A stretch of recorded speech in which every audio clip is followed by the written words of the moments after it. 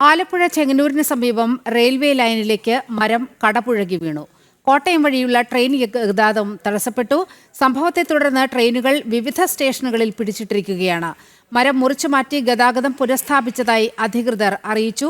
വിവരങ്ങളുമായി സുധീഷ് ഗോപാൽ ചേരുന്നുണ്ട്. സുധീഷ്, ഇപ്പോൾ ഏതാണ്ട് 5 ട്രെയിനുകൾ വൈകി ഓടുന്നു എന്നതാണ് വിവരം വന്നിരിക്കുന്നത്. മറ്റ് വിശദാംശങ്ങൾ.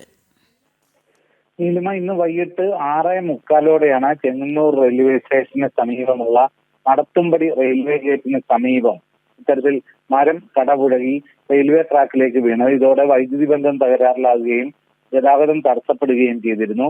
ഇതേ തുടർന്ന് അധികൃതർ എത്തി ഫയർഫോഴ്സിന്റെ കൂടി സഹായത്തോടെയും മറ്റും ഏതാണ്ട് 8 മണിയോടുകൂടി മരം മുറിച്ചു മാറ്റി റെയിൽവേ ട്രാക്കിലൂടെയുള്ള തടസ്സങ്ങൾ നീക്കി ഗതാഗതം പുനഃസ്ഥാപിക്കുന്ന ഒരു സാഹചര്യമാണ് ഉണ്ടായത്. 5 ട്രെയിനുകളാണ് ഇതുമൂലം വിവിധ സ്റ്റേഷനുകളിൽ പിടിച്ചിടേണ്ടി വന്നത്. ആ ട്രെയിനുകളെല്ലാം തന്നെ 8 മണിക്ക് ശേഷം വീണ്ടും ഗതാഗതം പുനരാരംഭിക്കുന്ന സാഹചര്യമാണ് ഉണ്ടായത്.